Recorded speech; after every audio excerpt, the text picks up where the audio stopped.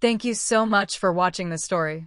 If you enjoyed it and want to hear more powerful stories about family, betrayal, resilience, and redemption, make sure to hit that subscribe button and turn on the notification bell so you never miss an update. Every week, we bring you true-to-life stories that inspire, challenge, and remind us of the strength we carry inside. I'd love to hear your thoughts. Leave a comment below and share what part of the story resonated with you the most. Have you ever faced a situation where you had to fight for what's right? Your experiences matter. Don't forget to like this video if it moved you, and share it with friends who need a reminder that even in the darkest times, truth and courage can shine through. Thanks for being part of this growing community. The last conversation I ever had with my mother ended with 6 words I didn't understand at the time. Watch carefully who you call family. She said it quietly, smoothing the blanket on her hospital bed, her hands trembling from the chemo, her voice both gentle and piercing. I assumed it was the medication talking, the exhaustion, the fear. I never imagined she was warning me. My name is Emily Parker, and just a week ago, I learned something that shook me. My sister sold the house we'd inherited from our mother without telling me. We'd both grown up in that home. A modest 2-story house with faded green shutters, an old maple tree shading the driveway, and the rickety porch swing where Mom read to us every Saturday afternoon. After our father left when I was 9, that house became everything to her. And when she passed away last month, I thought she had left that world in my care. I was wrong, or at least I thought so. It started with a phone call. "Hello, this is Andrew Collins from Maple Valley Realty. Just calling to confirm you've moved out of 1420 Oak Ridge Lane. The buyers will be moving in next Tuesday." I froze, nearly spilling my coffee. "Excuse me? I haven't sold anything." There was a pause on the other end. "This is Emily Parker, correct?" "Yes." Another pause. I have a signed agreement here from a Miss Samantha Parker. She claimed she was the sole inheritor." My stomach twisted. Samantha, my older sister. We had both inherited that house. Silence stretched between us, then a hurried suggestion. "You might want to contact your attorney." I hung up immediately and dialed Samantha, straight to voicemail. I didn't bother leaving a message. Instead, I grabbed my keys and drove straight to her condo. She opened the door like she'd been expecting me, wearing that smug half-smile she'd had since we were teenagers. "You sold Mom's house?" I blurted out, my voice trembling with disbelief. She leaned against the doorframe, arms crossed. "I thought you'd be relieved. You couldn't handle the upkeep anyway." "You didn't even tell me," I snapped. She shrugged casually. "You were always more attached to the memories than the building." I needed the money. Honestly, I deserve it more. Those words, "I deserve it more," hit me like a slap. I couldn't even reply. I turned and left, fists clenched so tight my nails dug into my palms. By the time I reached home, I was already dialing Mom's lawyer, Rachel Green, the woman who had handled the will. I'd barely glanced at the paperwork after the funeral. Everything had been a fog of sympathy cards, casseroles, and long, aching nights. But now I needed clarity. Rachel met me the next morning at her office downtown. She had the calm, measured demeanor of someone who delivered tough news with a velvet touch. "I'm so sorry, Emily," she began gently. "I had hoped Samantha would at least wait until probate was complete." "She didn't wait," I said quietly. "She already sold it." Rachel's brows lifted thoughtfully. "Interesting. What do you mean?" I asked. She pulled out a thick envelope marked "Last Will and Testament of Margaret Parker" and flipped through the pages. "Your mother included a clause in the fine print." It wasn't highlighted because, frankly, I didn't expect it to ever matter. She tapped her finger on a paragraph I had completely overlooked during the reading. "The property located at 1420 Oak Ridge Lane is to be inherited jointly by Emily Parker and Samantha Parker. However, under no circumstances may the property be sold without the written consent of both parties. Any attempt to sell the property without such consent will render the transaction null and void." I stared at the words, feeling the first flicker of hope peer through the shock. She sold it anyway, I whispered. Rachel leaned back in her chair, hands folded calmly. Then the sale isn't valid. A slow, cold satisfaction began to bloom in my chest. My sister had underestimated me. She forgot to read the fine print. And now? The house wasn't lost. It was still mine. I stared at the document, hardly able to breathe. She went through with it anyway, I murmured. Rachel leaned back in her chair, fingers interlaced calmly. Then the sale isn't valid. And if the buyer didn't know about this clause, she added, it could even qualify as misrepresentation or fraud. A cold, quiet satisfaction began rising beneath the ache in my chest. So, I can still reclaim it? I asked, my voice steadier now. Rachel nodded. And if I were your sister, I'd be nervous. She completely overlooked this provision. The tires crunched over the gravel as I pulled into the driveway of the only place that had ever truly felt like home. The for sale sign still stood in the yard, but now it bore a bold red sold sticker across the front. And there, parked near the porch, was a moving truck half emptied already. Movers carried chairs and boxes inside like they owned the place. But they didn't. Not yet. I parked hastily, climbed out, and slammed the car door shut. My pulse thundered in my ears as I strode up the path. And then I spotted him. The man standing by the porch wore a charcoal blazer and sleek dress shoes that seemed entirely out of place in this neighborhood. His head turned when he noticed me approaching, and for a split second, it felt like the ground shifted beneath me. Ethan Reynolds. Of all people, my former fiancé. Emily, he said, genuine surprise spreading across his face. What are you doing here? I snapped, not bothering to hide the sting in my voice. He took a tentative step closer, confusion furrowing his brow. I bought this house. Samantha sold it to me 2 weeks ago. I had no idea. This isn't hers to sell, I interrupted sharply. I own half of it. The color drained from Ethan's face. You're kidding. I wish I were, I shot back. We stood frozen, the tension hanging thick between us. It had been 5 years since we last spoke, since our engagement ended in silence instead of closure. And now here he was, directing a move into my childhood home. You need to stop the movers, I demanded. He hesitated, then turned toward the truck. Hold up, everyone. Pause what you're doing, he called. The workers stopped mid-step, arms full of boxes. Slowly, my heartbeat began to steady amid the whirlwind of betrayal, disbelief, and anger swirling inside me. Emily, Ethan said, his tone gentler now, your sister told me everything was above board. She showed me documents. She signed the deed herself. She forged it, I snapped. He blinked. The will explicitly says both heirs have to give written consent to sell. Samantha never asked me. Her signature's the only one on that paperwork. Ethan ran a hand through his hair, visibly shaken. Then the sale's not legitimate. Exactly. He looked away, embarrassment creeping over his features. I didn't know. I swear. I wouldn't have bought it if I'd known. I folded my arms tightly, trying to hold the roiling emotions inside. I'm not angry at you, Ethan. Not entirely. But Samantha knew exactly what she was doing. Ethan's eyes narrowed thoughtfully. She said you didn't want the house. That you couldn't afford it. That you'd moved on. I let out a bitter laugh. Sounds like her. He hesitated. She also told me you hadn't been around when your mother was sick.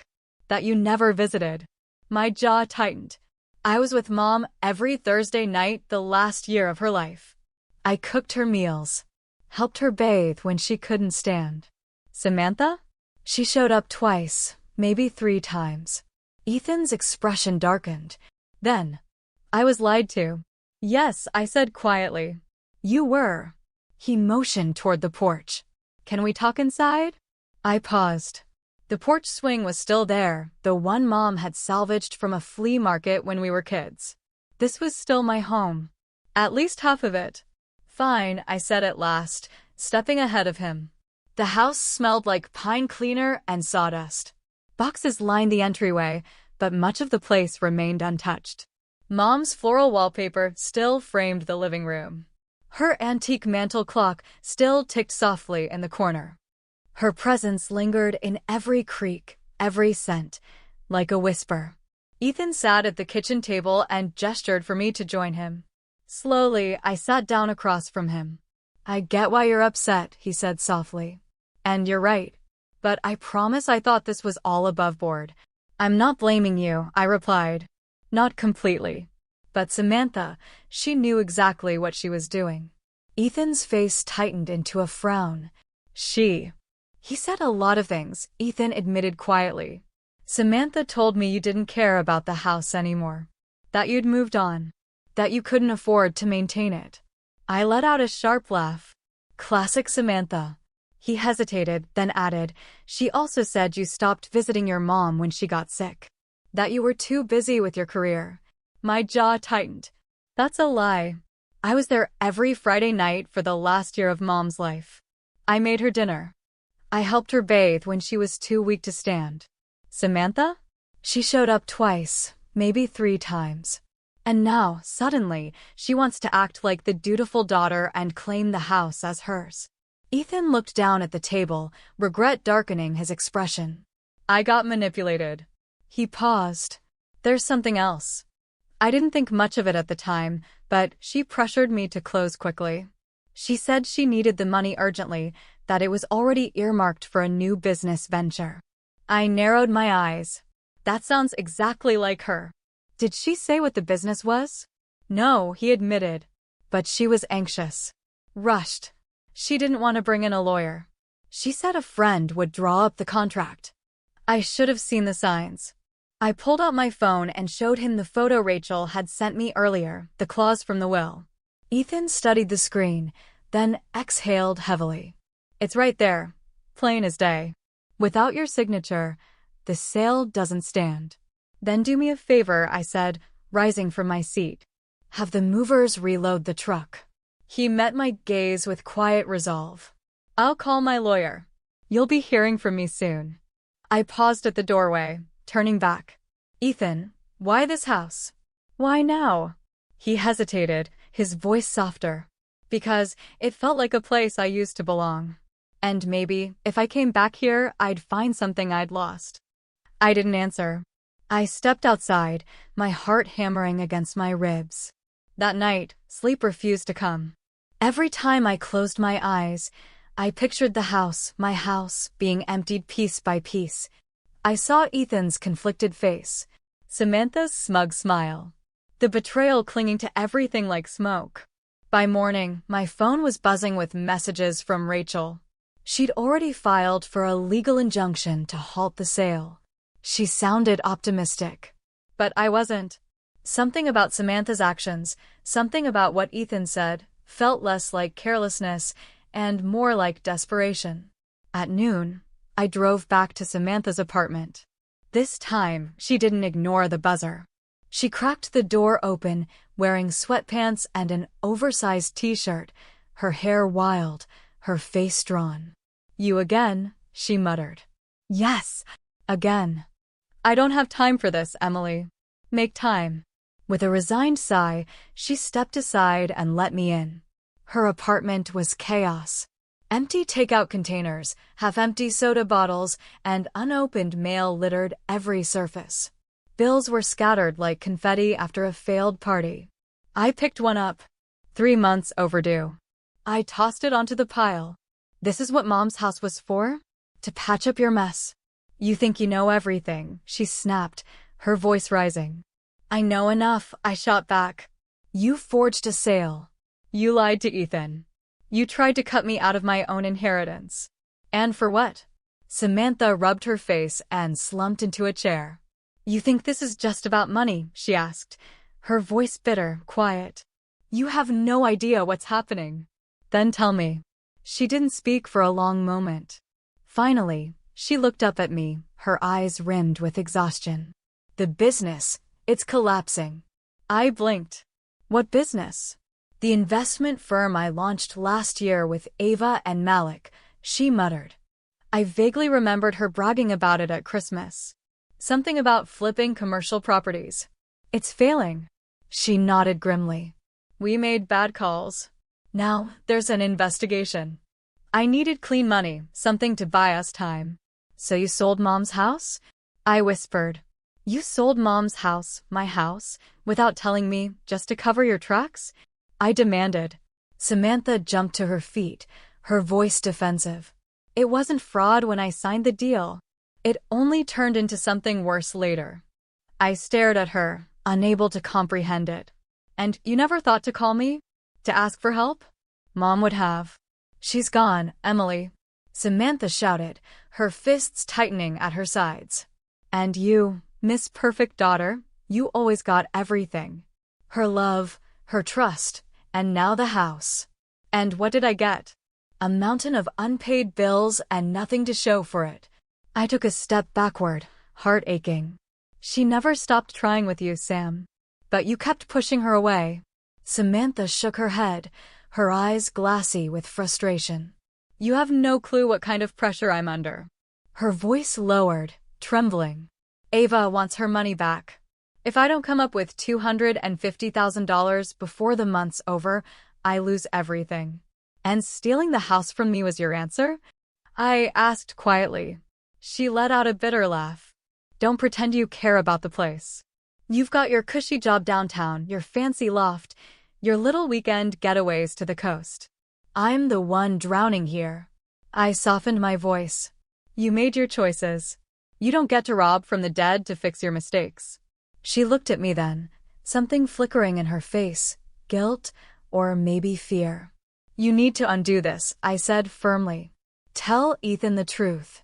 Return the money. I can't, she murmured. Why not? It's gone. Her voice cracked. I wired it to Malik's account. He promised he'd double it in a week.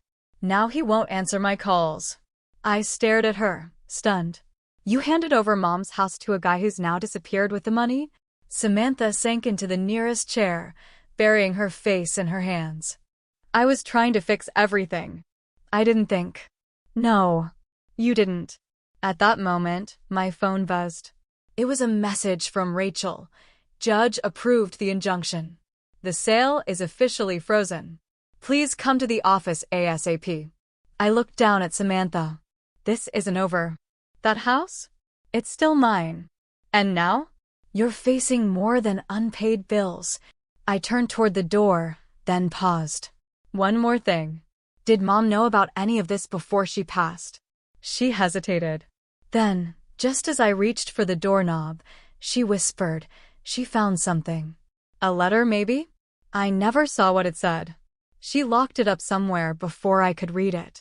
Where? In the house. I left without another word.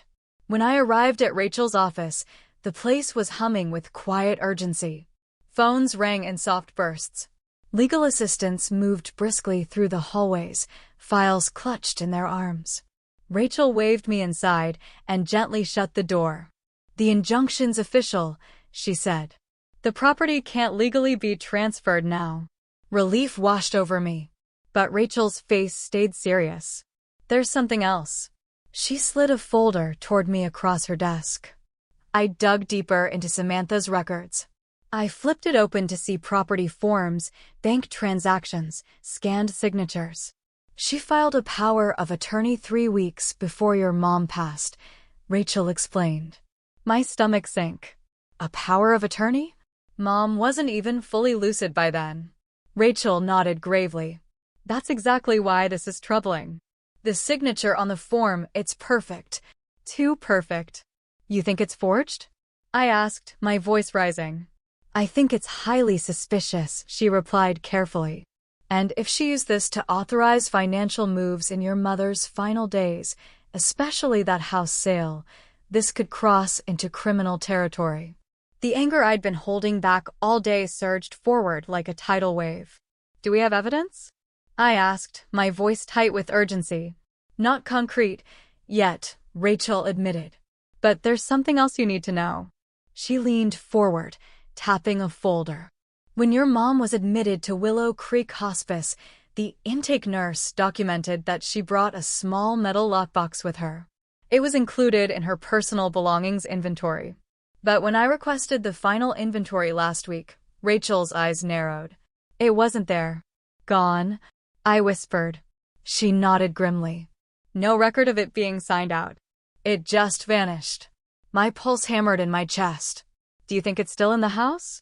If Samantha never found it or couldn't get to it in time, there's a chance, Rachel said quietly. We left her office 20 minutes later and headed to the house. Ethan was already waiting on the porch, phone in hand, pacing. No sign of the movers since earlier, he reported as we pulled up. Good, I said, stepping out of the car. Let's keep it that way. The three of us stepped inside, moving through the familiar spaces of my childhood. We paused in the sunroom, Mom's favorite retreat. I could almost see her sitting in that worn blue chair, her crossword puzzle in her lap, a cup of chamomile tea on the side table. Sunlight filtered through the gauzy curtains, casting gentle shadows across the floor. Start with the desk, Rachel suggested. I approached the old mahogany secretary desk Mom adored. I'd looked through its drawers after she passed, but only to reminisce, not to search.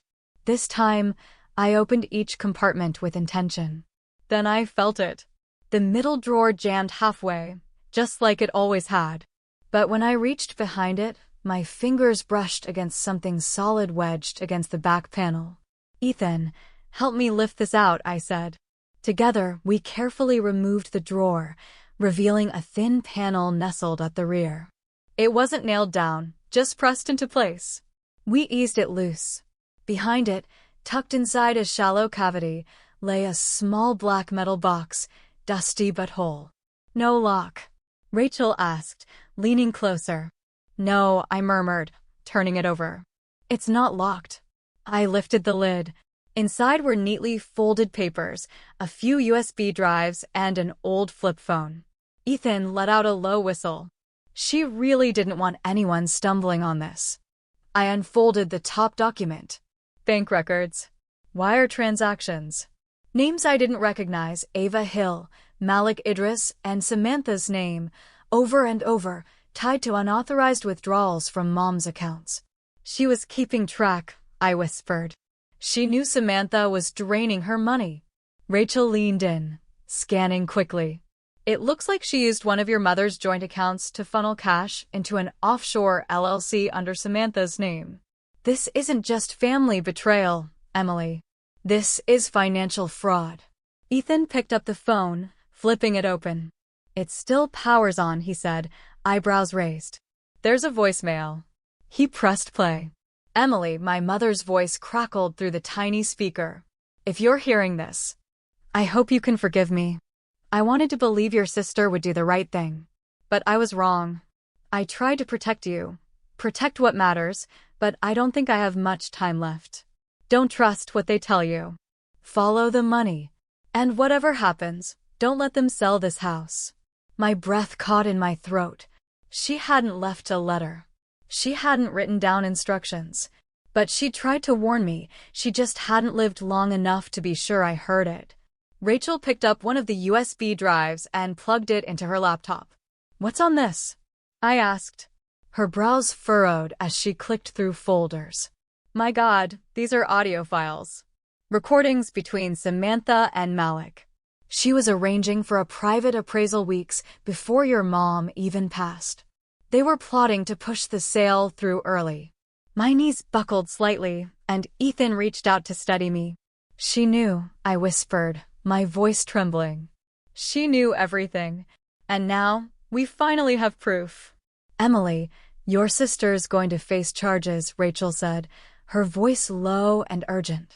But if Samantha realizes we found this box, she might try to destroy the evidence. We have to move tonight. We stood together in the sunroom, my mother's sanctuary. The small black box opened on the old desk between us. Ethan glanced between Rachel and me, tension tightening his jaw. You really think she'd go that far? He asked. Rachel didn't hesitate. She's already forged documents, lied in official filings, and funneled funds into a fake company. If she figures out we've uncovered proof, She won't just sit back and wait to be caught. I looked down at the flash drive still plugged into Rachel's laptop.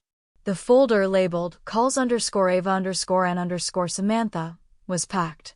Over a dozen recordings, each marked with a date and time. We'd only played one so far, and it had been enough to make my stomach twist. We push the sale before probate wraps up. Her sister's too busy with work to notice. I'll handle the paperwork. No one's gonna check a missing signature if we move quick. And another, once the money hits Malik's account, we're home free. Just make sure she never finds the stash. Mom hid everything. I closed my eyes, my mother's voice from the voicemail echoing in my mind. Soft but resolute. Don't trust them. Don't let them sell the house. Maybe it wasn't too late. Rachel snapped her laptop closed. We have to lock this down. I'm taking the files and USBs back to my office. I'll scan everything and secure backups immediately. She looked at me seriously. But Emily, you need to be ready. If Samantha figures out we're building a case, she might panic. And desperate people do reckless things. As she spoke, bright headlights swept across the window. A car door slammed, then another. Footsteps crunched on the gravel. Ethan moved to the curtain and peeked outside. She's here, he said quietly. And she didn't come alone. My breath caught. Who's with her? He squinted. I think it's Malik. Rachel swore under her breath and grabbed the metal box. I have to go out the back. I'll cut through the garden and get to my car. Stall them 5 minutes, no more. I'll text when I'm clear. Ethan and I both nodded. She slipped out the back door, vanishing into the night. A moment later, the front door burst open without a knock. Samantha walked in like she still owned the place, Malik trailing close behind. Malik was older, lean, with sharp cheekbones and a gold watch that glinted beneath his cuff. His expression was cold, unreadable. Samantha's glare burned straight through me. You've been digging, she snapped. You had no right. Funny, I shot back, standing tall. That's exactly what I was about to say to you. She stepped closer, voice hard. Where is it? Where's what? I replied innocently. Her jaw clenched. Don't play games. The files. The stash. Whatever Mom left behind. Malik stepped forward, his tone clipped. You're interfering with an active transaction, Ms. Parker. That's grounds for legal consequences. I laughed once, sharp, cold. You're speaking to the rightful heir of this property. You don't intimidate me. Ethan moved protectively closer. You should leave. Malik ignored him. Emily, let's settle this quietly. Samantha said you didn't care about this place. Sure, sentimental value, but not worth this fight. We're still open to a deal. I narrowed my eyes. I'm sure you are. But I've seen the wire transfers. The hidden accounts. And the recordings. Samantha's eyes went wide. You? What? I know everything, I said, voice steady. And so does my attorney. She's already on her way to the district attorney's office. For the first time, real fear flickered across Samantha's face. You don't know what you're risking, Samantha said, her voice tight, frustration simmering beneath it. No, I replied steadily. I know exactly what I'm doing. You stole from Mom. You tried to erase me. You committed fraud. And now, you're going to face the consequences. Malik grabbed Samantha's arm urgently. We've got to leave. Now, he muttered. But Samantha started. Now, Malik snapped. They turned toward the door, but Samantha paused, glancing back at me. Her gaze held a strange mix of bitterness and something almost like sorrow. You could have just walked away, she said softly. You could have just asked for help, I answered quietly. The door slammed shut behind them. A moment later, my phone vibrated with a message from Rachel. I'm safe. Heading to the DA's office now. You did great. Ethan exhaled beside me, tension easing from his shoulders. You think they'll try again? I shook my head. Not with what we've got. We bolted the door. Then I settled into Mom's old armchair in the sunroom, the place she'd loved most. The house felt different now, less like a battleground, more like a home I'd reclaimed. Ethan sat down across from me. "You okay?" "I will be," I said softly. "But there's still one last thing I need to finish." The phone rang the next morning at exactly 8:03, just as I was sipping my second cup of coffee. "Emily? This is District Attorney Monica Fields. We've issued the warrants. Samantha and Malik are being taken into custody today." I stood frozen in the kitchen, heart pounding. "That's good news," I managed, letting out a slow breath. "Thank you." "There's more," Monica added. "We recovered additional files from Malik's office. I think you're going to want to see them." There's another layer to all this. An hour later, I sat across from her in a small, sterile room at the DA's office. Monica pushed a thick envelope across the table. These were hidden in a locked cabinet. Malik tried to bury them. They show offshore transfers, fraudulent property deals, and fake contracts under shell corporations. But this, she tapped the envelope, this connects it all back to your mother's estate. I pulled out the top document and stared. In bold print was a contract dated 2 months before Mom's passing, transferring all estate assets to a company named Oak Ridge Ventures. "I've never heard of this company," I murmured. Monica nodded grimly. "It doesn't exist. Malik and Samantha created it. But here's the problem. This contract is dated, signed, notarized. On the surface, it overrides your mother's will. But it's fake? We're confident it's forged. The notary listed here? He passed away 3 years ago." A wave of nausea washed over me. "They forged an entire legal document to steal everything," I whispered. Monica closed the folder. "Your mother must have suspected. That's why she documented everything. That's why she hid those files in the desk." And left the voicemail. "The recordings," I added. "She was leaving clues," Monica said, a small smile breaking through her seriousness. "And you followed them. You did exactly what she hoped." I left the DA's office with the folder clutched to my chest, walking through downtown as if in a dream. Everything felt surreal, yet sharply real, like the past few weeks had split something open inside me. Not just in my family. In me. That afternoon, I returned to the house. My house. Rachel had already filed the paperwork to legally restore the title in my name. The judge had nullified the sale to Ethan. Ethan had stepped back graciously, offering to help with repairs if I chose to keep the home. Sunlight streamed into the sunroom, illuminating dust motes floating in the warm air. I stood at the old writing desk, now cleared of papers, and slid open the drawer one final time. It struck me how the house still carried her scent, a delicate blend of lavender sachets, worn novels, and citrus cleaner. She hadn't only left behind memories. She'd left behind a quiet roadmap, a thread of truths woven carefully between the walls. A soft knock startled me from my thoughts. I walked to the door and opened it to find Claire, Samantha's former roommate, standing nervously on the porch. We hadn't spoken in years. "I heard what happened," Claire said, her eyes wide with concern. "Samantha called me last night." She sounded defeated. "She should be," I replied calmly. Claire hesitated. "I know it's not really my business, but I always thought this house should have been yours. Your mom trusted you." Everyone knew that.